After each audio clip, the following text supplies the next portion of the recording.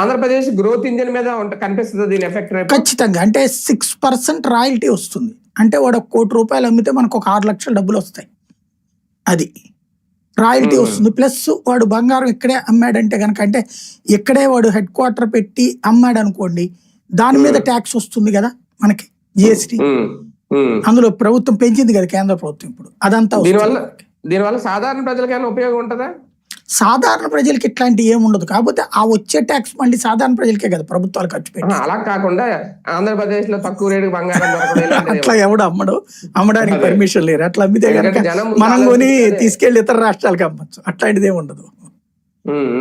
అంటే ఇక్కడే గనులు తవ్వుతున్నారు కాబట్టి మనకైనా తక్కువకి వస్తుందేమో, రేపటి నుంచి బాగా కొనుక్కోవచ్చేమో. అట్లా ఇస్తే బాగుండదు. పాలరాళ్ళు ఇవి కూడా మన దగ్గర బాగానే దొరుకుతాయి. ఇప్పుడు గ్రానైట్ రాళ్ళు, కానీ మనం కూడా ఎక్కువ పెట్టినే కొంటాం కదా వాటిని. అలాగే ఉంటదేమో. రైట్. సరే, సాయికృష్ణ డెత్ మిస్టరీ ఒక రకంగా ఇంకా మిస్టరీగానే ఉందా? ఆయన నిన్న విచారణలో కొన్ని చెప్పారు, సిట్ కొన్ని వివరాలు సేకరించింది అనేది, అవన్నీ విన్నప్పుడు చూసినప్పుడు ఎంతవరకు వాస్తవాలు అనిపిస్తోంది?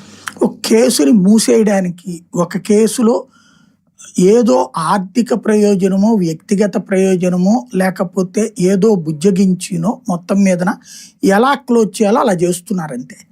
వాస్తవంగా సాయికృష్ణని తేవడం జరిగింది, కొట్టడం జరిగింది, చచ్చిపోవడం జరిగింది. ఆ మొత్తాన్ని పాపాల భైరవుడుగా నాగరాజునెత్తిన తోసేసి వ్యవహారాన్ని క్లోజ్ చేసేటందుకు వ్యూహాత్మకంగా టెక్నికల్లీ ప్లాన్డ్ గేమ్ నడుస్తోంది అక్కడ. నాగరాజు వైపు చూపిస్తున్నాయా? వేళ్ళు నాగరాజు వైపు చూపించట్లేదు. వేళ్ళు పోలీస్ వ్యవస్థ, ప్రభుత్వం వైపు చూపెడుతున్నాయి.